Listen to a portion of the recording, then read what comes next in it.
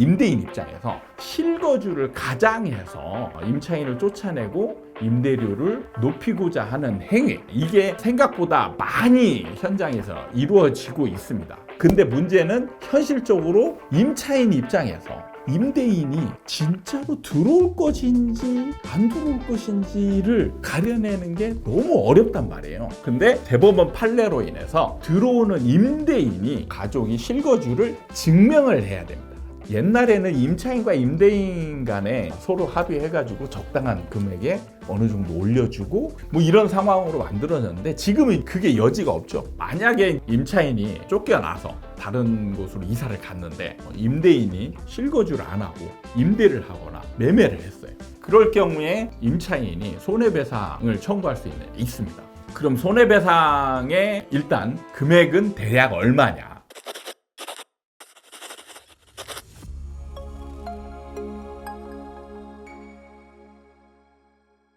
하나, 둘, 셋.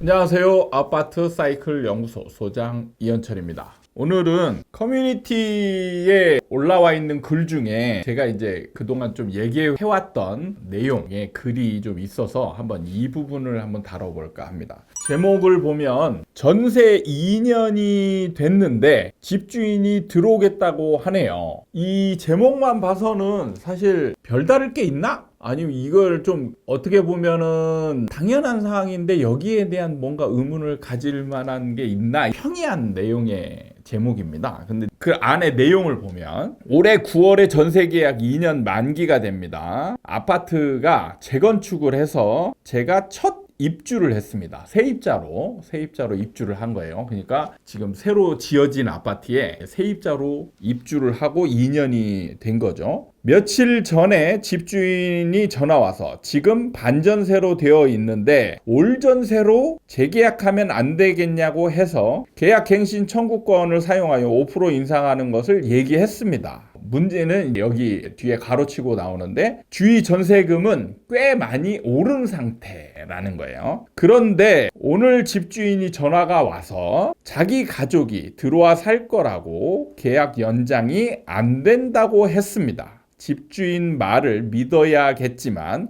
혹시나 저희 가족을 내보내고 전세금을 더 올려받으려는 생각은 아닌지 좀 의심이 가기도 하네요. 근데 지금 상황을 보면 충분히 임차인 입장에서 임대인이 임대료를 올리기 위해서 지금 실거주를 가장해서 하고자 하는 게 아닌지라는 의심을 충분히 할 만한 상황인 거는 같습니다. 왜 그러냐면 며칠 전에 집주인이 전화를 해서 임대료를 올리면 안 되겠냐고 일종의 나름 협의를 제안을 한 거예요. 근데 이제 임차인은 계약갱신 청구권을 쓰겠다 이렇게 하니까 바로 그 다음 행동이 이제 실거주 하겠다.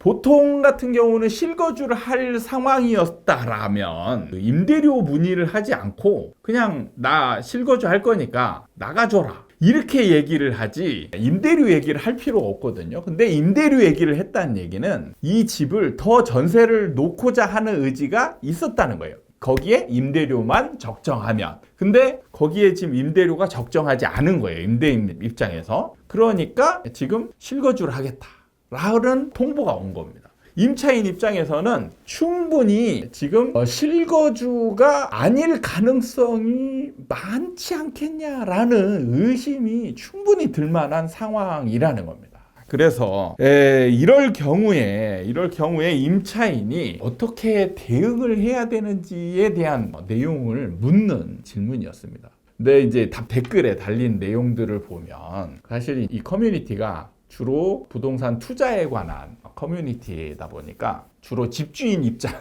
옹호하는 댓글들이 꽤 많았어요. 당연한 거 아니냐. 집주인이 들어온다는데 나가야지. 뭐 이런 내용들이 많았는데 임차인 입장에서는 충분히 지금 방어권을 하고 싶은 그런 심정에서 올린 글이 아니었나 이런 생각을 하면서 한번 이 부분에 대한 내용을 다뤄볼까 합니다. 사실은 제가 이 부분이 임대차 입법 중에 크게 두 가지 부분을 반드시 좀 고쳐야 된다 라고 이렇게 주장한 게 있는데 그 중에 하나에 해당하는 부분입니다. 바로 이 부분이에요.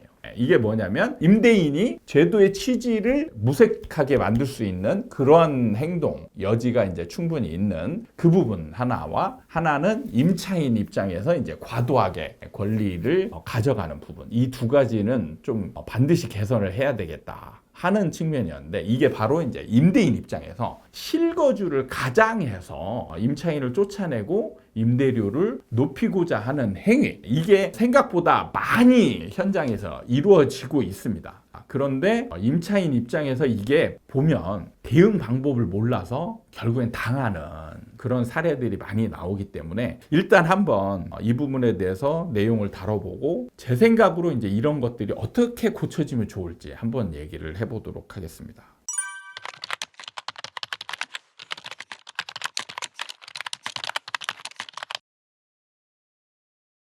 원래 계약 갱신 청구권이 임차인의 주거권을 조금 더 보장하는 측면의 취지를 가진 제도예요. 2년 플러스 2년. 그런데 이 부분이 집주인의 과도한 재산권을 침해하는 부분이 어느 정도는 있어요. 그래서 집주인의 재산권을 침해하지 않는 그 범위를 설정해 놓은 게 바로 임대인의 실거주 목적입니다. 근데 임대인의 실거주 목적이 본인뿐만 아니고 직계 존속, 직계 비속까지 그 범위를 확대를 시켰어요. 그래서 부모님, 아니면 배우자, 뭐 아니면 자녀, 이 사람들이 우리 집에 들어와서 살 경우에는 임차인이 계약 갱신 청구권을 쓸 수가 없게 해놓은 겁니다. 그게 바로 실거주 요건이에요. 집주인을 포함한 가족 중에 한 사람이라도 임대인 집에서 실거주를 하겠다라고 하면 임차인의 계약 갱신 청구권이 의미가 없어지는, 권리가 없어지는 그 상황이 바로 이 상황입니다.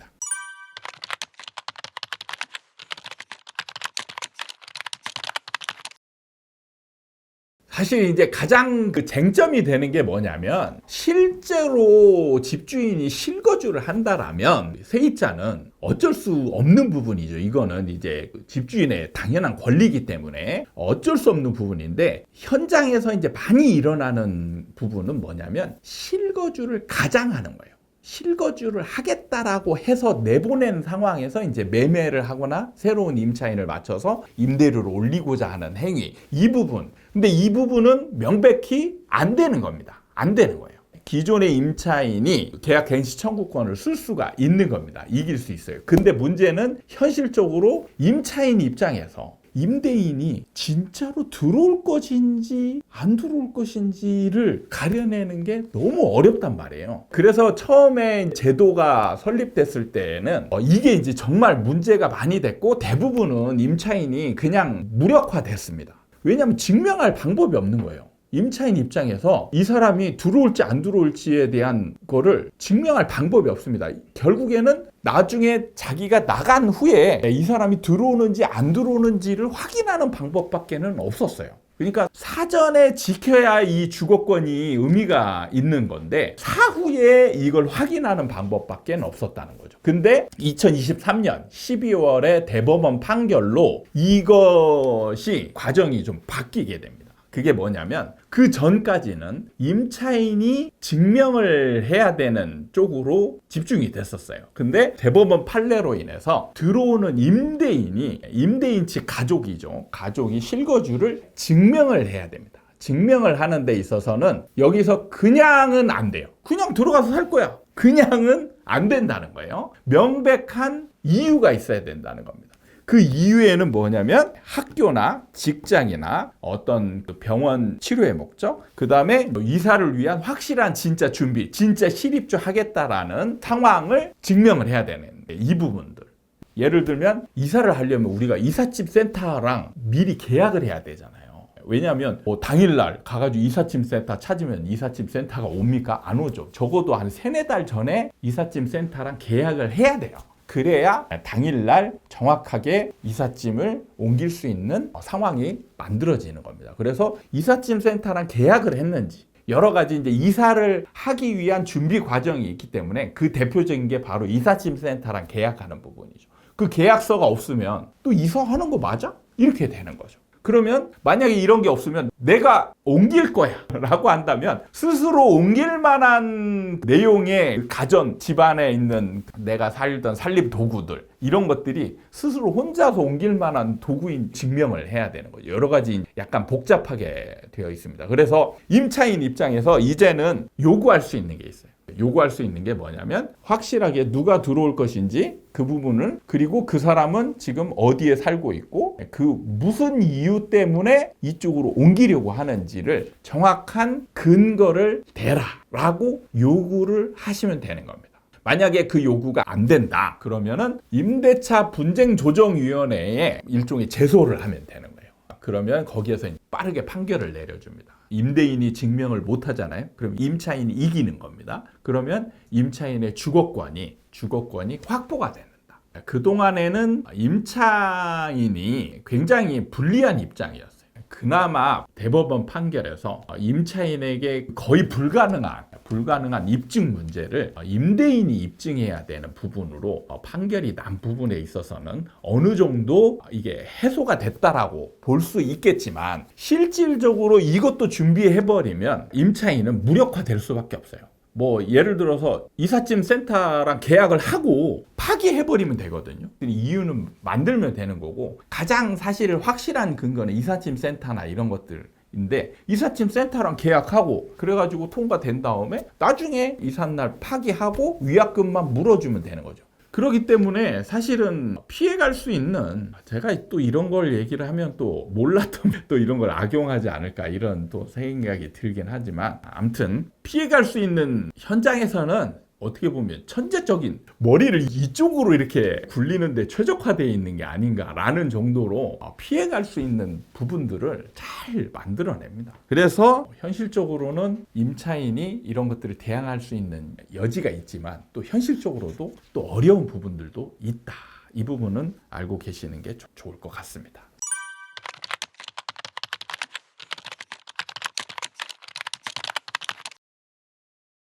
이런 상황은 약간 이제 극단적인 상황으로 가는데, 현장에서는 이런 일이 종종 벌어집니다. 뭐냐면 그냥 버티는 거예요. 예를 들어서 임대인이 진짜 이사를 가려고 하는 상황인데 임차인이 나 못 나가겠다 이렇게 버티는 경우도 있고, 임대인이 실제로 이렇게 준비하고 안 들어오는 경우도 있어요. 그러면 이제 임대인도 쫄립니다. 쫄리는 게 뭐냐면, 임차인이 만약에 끝까지 버티면 어떡하지? 만약에 임대인이 들어올 생각이 없는 사람이라면 만기가 되는 날 결국엔 들통이 나거든요. 왜냐, 버티는 사람한테는. 이사를 전에 나가면 안 걸리잖아요. 안 걸리는데 만약에 배째라고 하고 버티는 임차인이 있으면 결국에는 나 이사 갈 생각이 없는데 왜냐면 이삿짐이 와야 그게 증명이 되는데 이삿짐이 안 왔어. 그럼 말로 백날 나 이사하려고 하는데 너 이삿짐 안 왔잖아. 그러면 거짓말 아니야? 뭐 이 백날 얘기해봤자 이게 안 되는 거죠.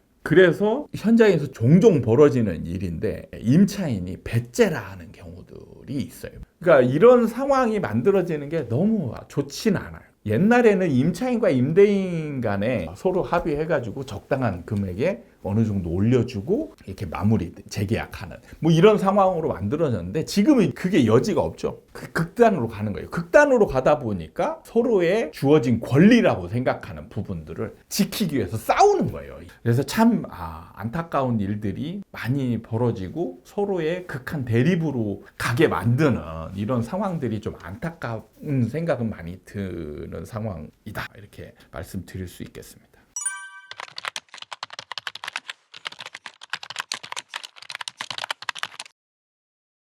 만약에 임차인이 실제로 쫓겨났다라고 표현하죠. 쫓겨나서 다른 곳으로 이사를 갔는데 임대인이 진짜 실거주를 하면 다행인데 실거주를 안 하고 임대를 하거나 매매를 했어요. 그럴 경우에 임차인이 손해배상 청구할 수 있습니다. 그리고 실제로 이게 손해배상 판결도 받은 판결이 있고요. 그래서 그럼 손해배상의 일단 금액은 대략 얼마냐? 자, 여기 보면 이제 조항이 있는데, 갱신 거절 당시 환산 월 차임의 3개월분에 해당하는 금액, 환산입니다. 그러니까 전세였다면 전세를 월세로 환산을 해요. 이제 원래는 전월세 전환율이라는 게 있거든요. 근데 그게 계속 변하다 보니까 그리고 이게 동네마다 차이가 있어요. 그래서 이거를 좀 표준화시키기 위해서 따로 이제 기준을 만들어 놨는데 이게 뭐냐면 한국은행 기준금리죠. 한국은행 기준금리에 플러스 2%를 합니다.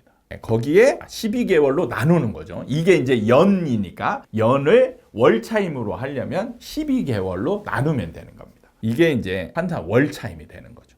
그 다음에 두 번째는 임대인이 다른 사람에게 임대하여 얻은 환산 월차임과 계약 갱신 거절 당시 환산 월차임 간 차액의 2년분에 해당하는 금액. 이게 뭐냐면 임대료를 올렸을 거 아니에요. 만약에 예를 들어서 기존에 살고 있던 사람이 2억이었는데 새로 맞춘 임대료가 4억이다.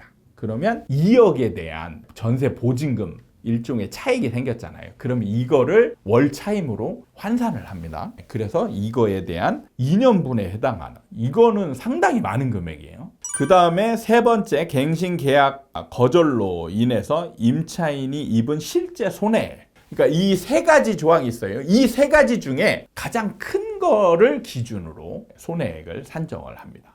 제가 볼 때는 아마 두 번째 해당하는 만약에 임대를 놨다면 대부분은 이게 임대료를 살짝 올리기 위해서 이런 행위를 하지 않거든요.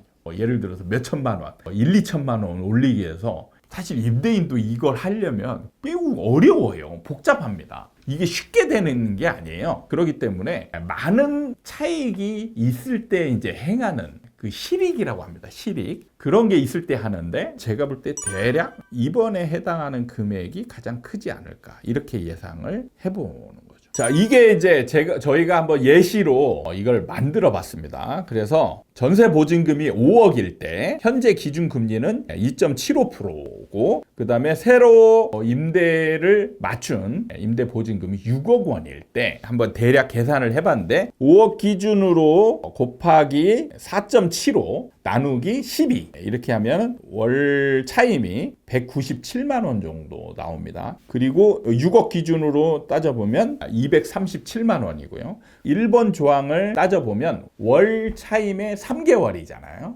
그러면은 197만 원 곱하기 3 하면은 591만 원 정도 되고요. 2번 조항은 임대료의 차액을 월 차임으로 환산한 거를 2년치를 해당하면 차액이 40만 원입니다. 40만 원이니까 24개월 하면 960만 원.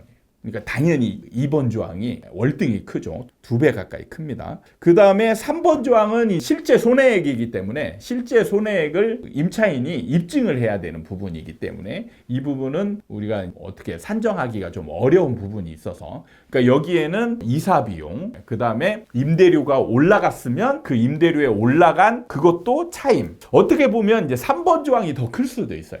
왜냐하면 임대료가 올라간 차임 플러스 실제 이사 가고 거기에서 또 여러 가지 손해본 이런 것들을 더하기 때문에 이거에 따른 손해액이 따져보면 이제 3번이 더 클 수도 있습니다. 근데 3번 같은 경우는 법원에 입증을 해야 되는 부분이 좀 있기 때문에 어쨌든 2번이나 3번 조항의 큰 금액을 정하게 됩니다. 그 다음에 이런 거를 그럼 임차인 입장에서 적발을 어떻게 하느냐. 이 부분이 또 어려운 부분일 수 있는데 사실은 이게 조항은 있습니다. 조항은 있는데 녹록치가 않아요. 그게 뭐냐면 임차인이 실제로 이 사람이 실입주를 했는지 안 했는지 이것과 그 다음에 다른 임차인이 들어왔는지 매매를 했는지 이거를 임차인이 찾아서 입증을 해야 되는 거거든요. 그러려면은 일단 가장 먼저 해야 될 일이 뭐냐면 주소 이전을 확인하는 겁니다.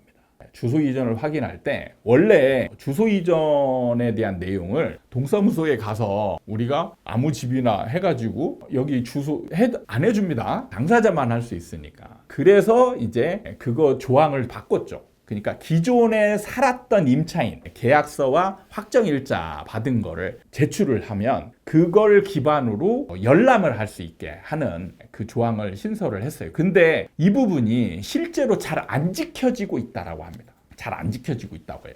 그러니까 그 동사무소마다 해주는 게 좀 다르다라는 거예요. 그래서 이런 부분은 일괄적으로 어떻게 해야 될지 지침이 내려가는 게 좋지 않나 이런 생각이 좀 들고요. 이렇게 해서 밝혀냈다 하더라도 사실 현실적으로는 입증하기 어려운 게 예를 들어서 공실로 놔두고 일정 기간 공실로 놔두고 주소지만 옮기는 방법도 있거든요. 그런 다음에 임차인이 관심이 없어졌을 때 그때 이제 매매를 하거나 임차를 하는 경우들 이런 경우들도 종종 봤고 그 다음에 세입자나 임대인이 새로 들어왔어요. 그래도 이거를 무조건 할 수 있느냐? 왜냐하면 임대인이 사정 변경이라는 상황이 있거든요. 예를 들어서 내가 실입주 하려고 내가 임대인인데 실입주 가족이 와서 실입주를 하겠다라고 해서 실제 입주를 했어요. 근데 여기서 또 사정 변경이 생긴 거예요. 예를 들어서 뭐 직장 때문에 왔는데 직장을 또 옮기게 됐어요. 그러면 또 이사 가야 되잖아요. 그래서 이사 가면서 놨어. 그럼 이거는 어떻게 보면 정당한 거잖아요. 근데 그 정당한 것을 무조건적으로 중간에 임대에 놨다라고 해서 피해 보상을 기준 임차인한테 주게 되면 이것도 약간 불합리한 거거든요. 그래서 이런 경우에는 또 따져볼 겁니다. 분명히 어떤 사정 변경에 특별한 사유가 있었느냐 없었느냐.